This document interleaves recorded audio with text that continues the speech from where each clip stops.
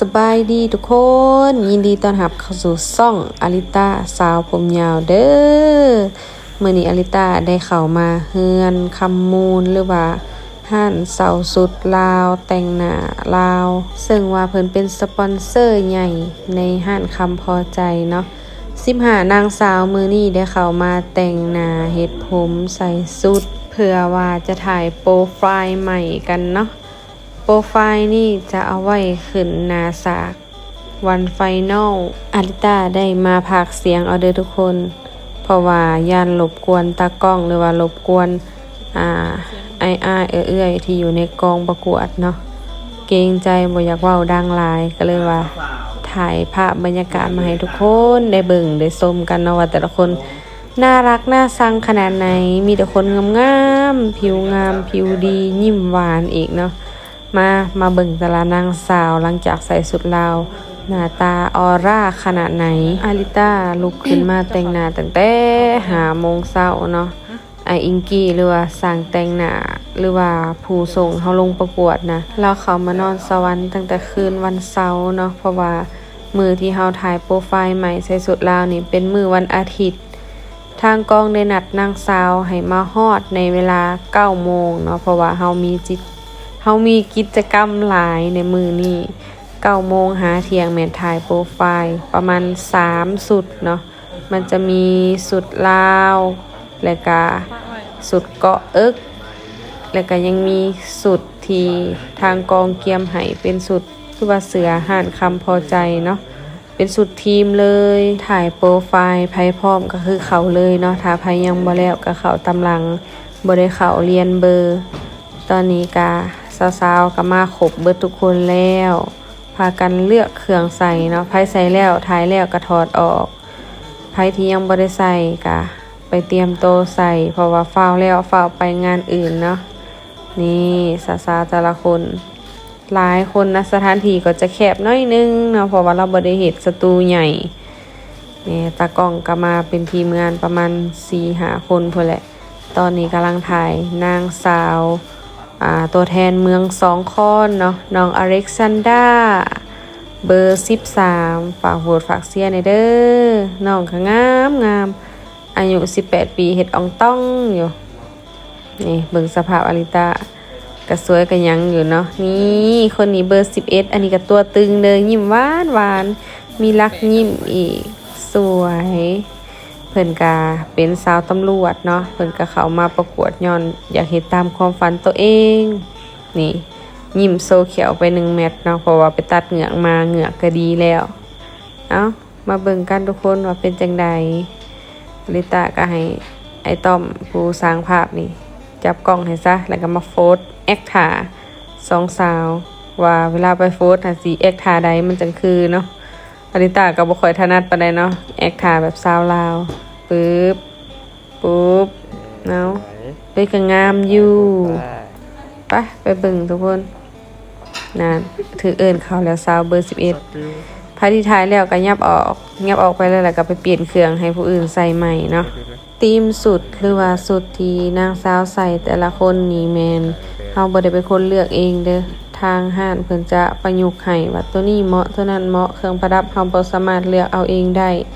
เพราะว่าทางห้านจะเกียมให้แล้วว่านางสาวแต่ละนางสาวจะสุ่มเลือกตัวใดว่าสิซะจะสุ่มถือตัวใดก็เอาตัวนั้นอาริตาได้โทนสีทะเลหรือว่าโทนสีฟ้าสินผ้าแพรแล้วก็สร้อยก็เข้ากันอยู่เนาะทุกคนตอนนี้กำลังแปรงสินอยู่อยากให้มันหัดแอวเพราะว่ามันบ่มีคอเกาะต้องได้มัดแอวเอาทุกคนแล้วก็ใส่แอวทับอีกบาทหนึ่งที่จริงค่ะในกล้องแอวหันไออิงกี้เราใส่เสื้อฟางเด้เรามัดแยกเสื้อฟางไว้เพราะว่ายันสินเหี่ยถ้าใส่แต่ใส่แอวค่ะนะถ้าใครสนใจอยากถ่ายสุดอาภรณ์และก็เครื่องประดับงามๆแม่นสามารถติดต่อเพจเงินคำมูลได้เด้อเพิ่นอยู่นครไกรสอนตัวเมืองสวรรณเขตเลยราคาดีไม่แพงด้วยรับถ่ายฟรีเวดดิ้งอีหยังต่างๆสุดลาวสุดอาภรณ์สุดหลวงพระบางสุดย้อนหยุกก็มีครบเบิดเด้อมาทุกคนสังเกตแปลกตาบ่ทุกคนสุดอาริตานะ อาริต้าจะหัดเอิกที่ต่างจากหมู่เนาะแบบว่าน้อยแต่มากเวลาซ่านถ้าหัดปกติมันก็จะเพียงกันแล้วก็คือคนอื่นเนาะแต่ว่าของอาริต้านะจะเบี่ยงให้มันเป็นรูปทรงหน้าเอิกให้มันมีลูกลิ้นในน้อยหนึ่งจึงได้แตกต่างกับคนอื่นใครอยากเฮ็ดแนวใดก็ได้นะแต่ว่าไอ้อิงกี้เราเป็นคนจัดให้เฮ็ดก็คือแบบแม่เบี้ยนะทุกคนในหนังแม่เบี้ยหรือว่าในหนังย้อนยุคแต่ก่อนที่เขาหัดเอิกแบบเป็นรูปทรงกับหัวใจบ่แบบนี้ก็งามคือกันได้แล้วก็เพิ่นก็สอนท่าโฟสแบบใดให้งามเขาก็เลยว่าเฮ็ดไปได้ดี ยังบ่มั่นใจปานใดเนาะบ่ได้เตรียมมาเลยนะต้องได้มาเอาตัวจริงอยู่นี่ก็ยังดีได้ที่มีไออิงกีเฮียงข้างเนาะเพราะว่ามือเปิดโตอาริตาได้ไปไซส์เดียวบ่มีคนแปลงผมบ่มีคนแปลงหน้าให้เพราะว่ามือขึ้นเปิดโตอาริตาได้จ้างสร้างแต่งหน้าเสียค่าสร้างก็ประมาณ 1,000 บาทนี่แหละทุกคนแต่รอบนี้ไออิงกี้มาแท้มาจริงจัดเต็มให้ลูกสาวคนทางหลังก็ยังบ่ทันแล้วเนาะทุกคน เห็นนิดหน่อยนะจะบ่เป็นหยังเนาะเพราะว่าก็ใส่เสื้อก็เอิกแล้วตอนนี้น้องทางหลังเพิ่นกำลังลงผิวให้ผิวขาวผิวผ่องมาฮอดคิวอาริตาแล้วจังอาริตาก็เข้าไปแล้วบัดนี้นี่อันนี้ฮอดคิวไปฮอดคิวหมู่เฮาทุกคนสาวเบอร์11ตัวแทนเมืองจำพรสาวมวยเนาะสุรินทร์เพิ่นน่ะขาวตัวจริงอ่ะรอยยิ้มหวานแหววหน้าก็ใสผู้สาวนี่นะทุกคนสังเกตไหมยิ้มแบบอาริตายังหมักได้รอยยิ้มเราแบบมีเสน่ห์บ่น่าเบื่อแล้วก็ยิ้มแบบจับใจโดนใจกรรมการเลยแหละตากล้องเพิ่นก็จะบอกเนาะว่าหันข้างหันซ้ายเนี่ยใดที่มันขึ้นกล้องเฮ็ดแนวใดที่ให้มันเด่นให้มันงามปรับท่าเปลี่ยนท่าแบบใดให้มันเป๊กให้มันเฟอร์เฟกถ่ายรูปเขาก็จะถ่ายแต่มุมเดียวเนาะนี่ทุกคนอันนี้สาวลิลีสาวทิพวรรณเบอร์07เราก็จะเตรียมเขาไปถ่ายเนาะสุดลาวก็จะเป็นโทนออกสมๆหรือว่าโทนน้ำตาลอ่อนงามขนาดเพิ่นเป็นรุ่นเอื้อยเฮาเด้ออายุราวประมาณ24ปีหากจบมาแต่เวียดนามมาทุกคนโอ้ทุกคนสังเกตบ่เสื้อสีทะเลสีฟ้าๆนะแม่นหมู่อาริตาได้ค่ะเฮียนนำกันมาแต่น้อยเฮียนตั้งแต่รุ่นประถมจนฮอดจบม.7 แล้วก็หมู่เฮาก็ได้ไปเฮียนต่ออาริตาปัจจุบันเนาะแต่ว่าเพิ่นได้เฮ็ดเวียกเสริมแม่นการถ่ายรูปถ่ายแบบนะสาวทิพย์ก็ได้เข้าไปแล้วเฮาพากมานี่ก็บ่มีหยุดมีหย่อนเอ้าปานนี้ก็สิเงียบๆซะแล้วก็ให้ดนตรีพาไปเนาะ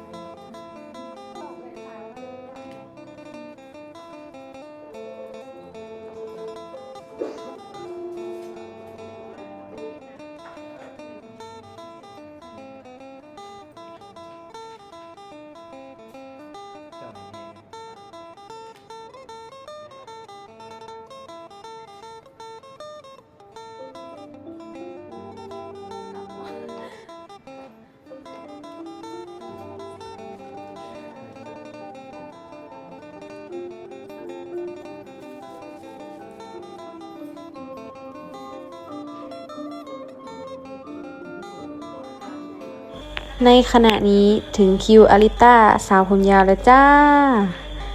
กะฮอดคิวอาริต้าเนาะผ่านเวลาไปประมาณเกือบ2 ชั่วโมงเผื่อสิฮอดคิวเฮากะหลายคนแต่ละคนหันใส่เวลาการถ่ายประมาณ50 นาทีพุ่นแหละเพราะว่าต้องเอาให้มันเป๊ะเพอร์เฟกต์หรือว่าบ่ฮอดวะแต่สำหรับอาริต้ารู้สึกว่าไวเติบได้ถ่ายรูปถ่ายแก๊บแต่ก็เข้าไปเปลี่ยนผู้อื่นเพราะว่ามี15นางสาวเฮาก็ต้อง ใส่เวลาให้มันไวเนาะบ่อยากให้ซักซ่าสุดท้ายรูปที่จะเอาก็เอาประมาณ 4-5 รูปนึงแหละแต่ว่าอาริต้านั้นตาบ่อยากสู่แสงปานใดแสบตาเนาะเพราะว่าไฟแจ้งแฮงแล้วก็บวกแสงแฟลชอีกก็เลยตาบ่ค่อยเปิดปานใดใครแต่อ้ายเพิ่นท่วงเนาะเพิ่นท่วงว่าตาบ่อยากเปิดปานใดให้มือตากว้างๆแต่กาไอตู่เนาะหรือว่าอาจารย์ตู่เพิ่นมาแปรงผมให้อาริต้าปล่อยผมยาวแล้วก็สิสเปรย์แข็งเพื่อบ่ให้ผมมันดีดขึ้นนะก็ต้องขอบใจเพิ่นเนาะที่ซอยแปรงซอยหยังซอยจับซอยหยังให้น้อยหนึงเป็นเกียรติอย่างยิ่งเลยแหละเอาไปเบิ่งตอนต่อไปอีกทุกคนเหมื่อยภาคคือกันละแหละเฮากะ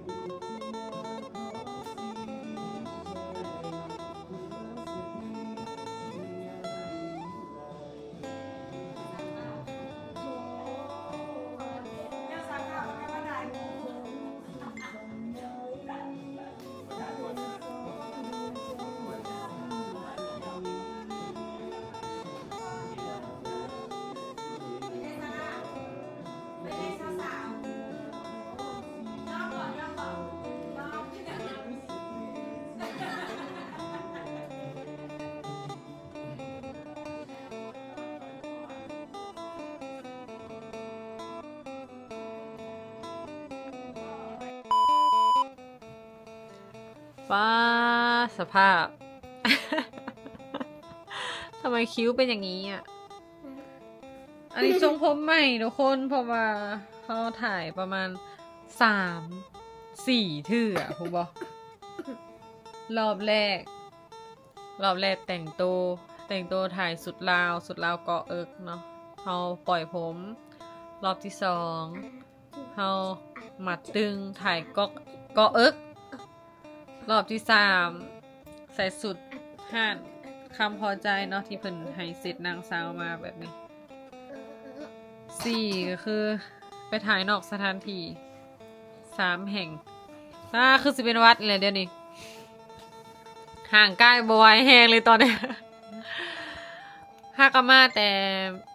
ห้านอาหารเนาะทุกคนเป็นห้านอาหารเฮาเองห้านอาหารเฮือแพมอกฟ้าซึ่งว่าแม่นางเราพาไปเลี้ยงเขาแล้วก็เฮือแพมอกฟ้าเพิ่นเป็นสปอนเซอร์ในการเลี้ยงอาหารนางสาวก็ต้องขอบใจสปอนเซอร์เนาะแล้วก็ขอบใจห้านคำพอใจแม่นางเนาะที่ไปเลี้ยงเขาสาวๆรวมๆกันแหละทุกคนมีสปอนเซอร์แน่แล้วก็จ่ายเองแน่แล้วก็เราเทคแคร์ดูแลดีเนาะจะขอให้มาฝากฮะจะขอให้มาฝากแม่มิลินกับพ่ออุ้ยเขาไปเฮือแพเมืองป่ามาได้หูแล้ว เฮากี้ยังบ่ได้หลายทุกคนเพราะว่าเฮายังเป็นห่อนในอยู่ค่ะแฮกใหญ่นึงเห็นบ่นี่กินยังบ่ได้หลายค่ะอยากว่าออกเพราะมันตำเรื่องกับดอกแขทั้งลมมื้อนี้ก็มวนหลายแล้วก็เมื่อยพร้อมอลิตาสิเล่าสเต็ปเด้อหลังจากที่ถ่ายแล้วอยู่เงินคำมูลมื้อนี้ที่อลิตาถ่ายบรรยากาศให้เบิ่งนะใส่3สุดเนาะสุดลาวสุดเกาะเอิกแล้วก็สุดสีขาวนี่แล้วก็นอกสถานที่อีกค คือ1เราไปคลินิกแขวเนาะคลินิกแขวนิวสมายไมสปาเป็นคลินิกแขวเกี่ยวกับวีเนียหรือว่าครบวงจรทุกอย่างที่เกี่ยวกับแขวเนาะเพิ่นเป็นสปอนเซอร์ใหญ่ในกองประกวดเนาะแล้วก็สปอนเซอร์ที่2ไปสถานที่ที่2นั่นก็คือคลินิกหมอปูหรือว่าคลินิกเสริมความงามหัตถกรรมมันนะทุกคนเกี่ยวกับการสีดการเสริมอีหยังต่างๆซึ่งว่าเฮาได้ประเมินแหละทุกคนหมอเพิ่นแนะนำว่าอลิต้าน่ะ1คือเสริมคางแล้วก็แล้วหรือว่าสีดคาง2ก็คือสีดกราม แต่ว่าตัวสีดกรามนี่มันต้องเข้าถี่ประมาณเดือน1เขาจึงเห็นผลถ้าเขาจะสีดเดียวนี่แล้วมันเขาจะเข่งหนาเวลายิ้มเขาก็จะยิ้มแบบ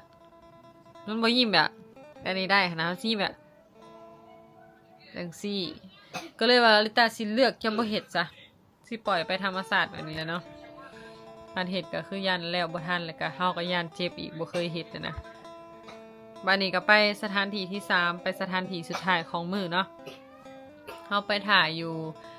ร้านอาหารเฮือนแพเมืองฟ้าหรือว่าเป็นร้านอาหาร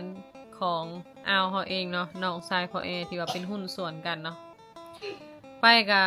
บ่เห็นเราซ้ำเราไปเวียกนอกหรือว่าเราไปแก่งกอกสมว่าเป็นบุญส่วงเฮือเราบ่ได้มาซ้ำบ่ได้เห็นแต่ว่าเราก็ได้ไปรีวิวไปถ่ายสปอนเซอร์อย่างต่างๆเก็บภาพหลายอย่างมื้อนี้และก็พิเศษก็คือเนื้อแพะมังฝ่าเพิ่นเลี้ยงอาหารเนาะเลี้ยงอาหารเกี่ยวกับ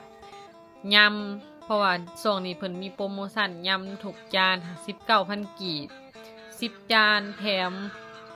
1จานบ่หรือว่า10จานแถมซัมเมอร์บี1ป่องเขาก็บ่แน่ใจถือว่าคุ้มแฮงเด้มีหลายยำกินหลายบ่ได้เพราะอลิตาเจ็บปากแล้วก็บัดนี้ยูรินกินประมาณ8 โมงเขาก็ได้เลิกเนาะเขาเข้างานตั้งแต่9 โมงเช้าเข้าเที่ยงเพิ่นก็เลี้ยงเนาะเข้าแรงเพิ่นก็เลี้ยงจนเลิกประมาณ8 โมงแรงคือว่าสุดยอดหลายมื้อนี้เมื่อย แล้วทุกคนเดี๋ยวลิตาสิเดี๋ยวขอคินสิ่งหน้าแล้วก็สิไปหาอาบน้ำอาบในนอนแต่ว่าก่อนสินอนอาบน้ำอาบในนี่เราต้องได้หม่างทรงผมได้นี่มื้อคืนนี่ซะแล้วก็มื้อนี้เฮารวบตึงแล้วก็ใส่สเปรย์แข็งนี่ฟังเสียงอันนี้สเปรย์แข็งเด้อต้องได้สระหัวใหม่แล้ววันนี้ไออิงกี้ผู้เรามานำหันเราได้เมื่อน้ำหลดห่านคำพอใจเลยเนาะเพราะว่าลดห่านคำพอใจหรือว่าห่านคำพอใจหันเรามาแต่ซีโนก็เลยว่าติดรถเมื่อเลยเพราะว่าเราอยากพักผ่อนอย่างเต็มที่เรามานอนเฮือนอาเฮาเราก็พักผ่อนบ่เต็มที่เนาะ1คือเราเกรงใจแล้วก็เลยบ่ปานใดเราจนถิ่มเครื่องสำอางหั่นนะจนถิ่มเครื่องสำอางเดี๋ยวเฮาสิพาไปเบิ่งซะเฮาสิอาบน้ำอาบในสิพาไปเบิ่งว่าเครื่องสำอางที่เราถิ่มไว้ค่ะมีหยังแหน่ลายปานใดหั่นนะเพราะว่ามื้ออื่นหั่นอ้ายเฮาสิเข้ามาส่งรถอาเราสั่งเป็นรถไฟฟ้าไว้เนาะราคาก็ประมาณ10,000 หรือ 20,000 ต้นๆนี่แหละมีแต่ลูกแต่หลานเนาะเดี๋ยวขออาบน้ำก่อนทุกคนเลยแล้วสิพาไปเบิ่งเครื่องคองที่เราถิ่มไว้มีหยังแหน่เครื่องมือทำมาหากินเลยนะเรายอมถิ่มเผื่อเมื่อนอนพักผ่อนว่าไปนำเลยก็สิไปนำขอโทษขออภัยเด้อทุกคน